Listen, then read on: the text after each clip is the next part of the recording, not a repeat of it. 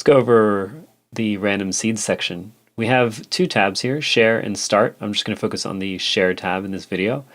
We have 8 grids here, and each one corresponds to a different group in the GE. Not all groups in the GE have a grid, but all of the groups that have some sort of randomization element are displayed here, because that's what these different grids do. They sync up the start seed between different modules. So you can see on the x-axis I have modules 1 through 6, and then I have another parameter called seed offset for the y-axis. Well, basically, when you are creating a randomized process in the Kronos, there's something called a start seed. You can think of it as like an initial condition, and from that the rest of the randomized process is generated. So let's look at, for instance, rhythm. We have this part of the grid here, which chooses random ties, basically links certain notes together, but those are happening at random, hence the name random tie. Maybe an easier example would be like duration. So we have this parameter here that randomizes the length of the note in milliseconds. But again, that randomized process is calculated via a start seed. So if two different modules, let's use duration as the example. If modules 1 and 2 have their seed offset at 1, then they're both going to generate the same exact randomized process.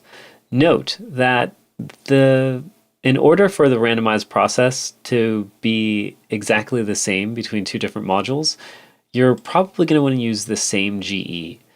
You could make your own GEs and then make everything the same within like a particular group, but if you don't have the Karma software, this is going to be most effective if you use the same exact GE. So let's go into examples. Right now, with everything unlinked, even though I have the same GE, since these GEs are meant to improvise, they're meant to create randomized processes, and since none of them have the same start seed, since they all have their start seed offset from each other, then they will generate a different sequence of notes. Right now I have a piano timbre and a guitar.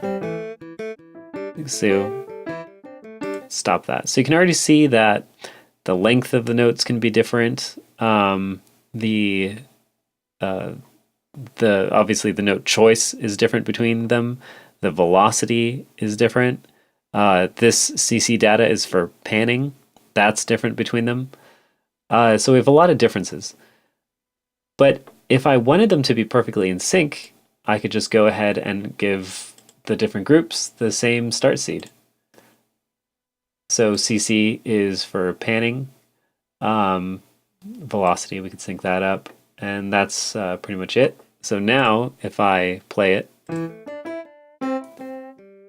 same note lengths, same note choices, same velocity levels, same everything.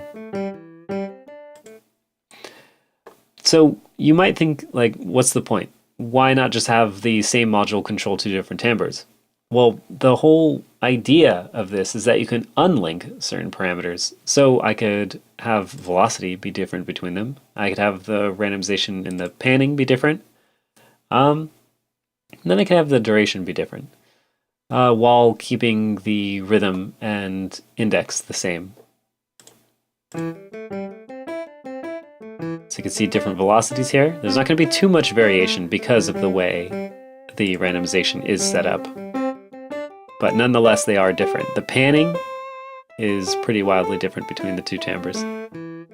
But it might be hard to necessarily hear without a visual aid, which unfortunately I don't have.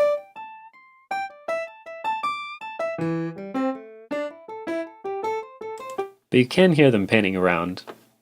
So basically you could have the modules almost have like their own feel while the musicians are riffing with each other.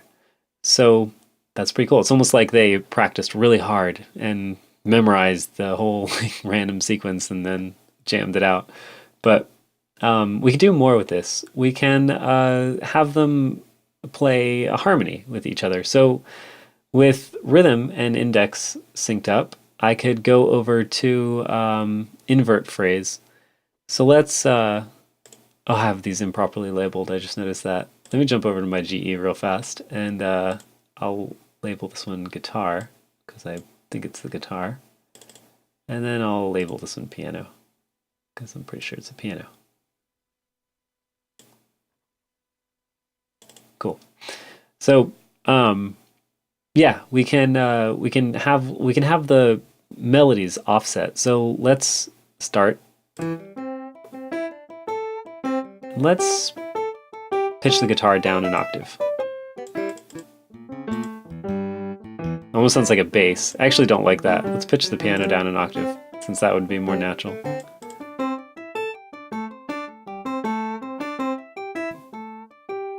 Sounds pretty cool. And then we could also, instead of having it an octave difference, we could have it so one is playing a harmonic difference, like a fifth. And we do that with inversion. So let's go over to the piano timbre. And I'm going to leave the invert phrase off, but I'm going to jump over to my RT real-time parameters. And here we are. We have note inversion right now on 2 on the module layer. I'm going to go ahead and put that down to 0. So these will perfectly be in key, since they're based off of the same series, but they're harmonically apart. So there's a last thing that I want to talk about, which is very, very important.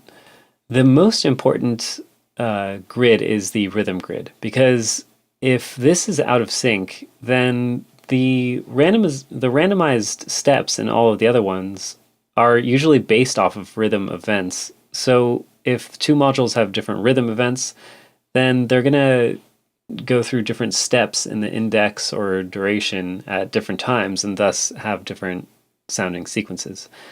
So let me show you. So let me sync up everything, like velocity, panning, but then I'll leave the rhythm offset between modules 1 and 2. So now if I play, and you know what?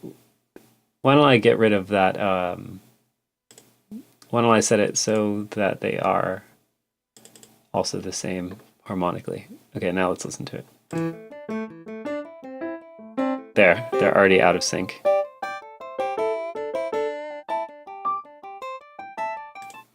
So again, because steps in other groups, like velocity, you see when I play it, it'll run through these steps.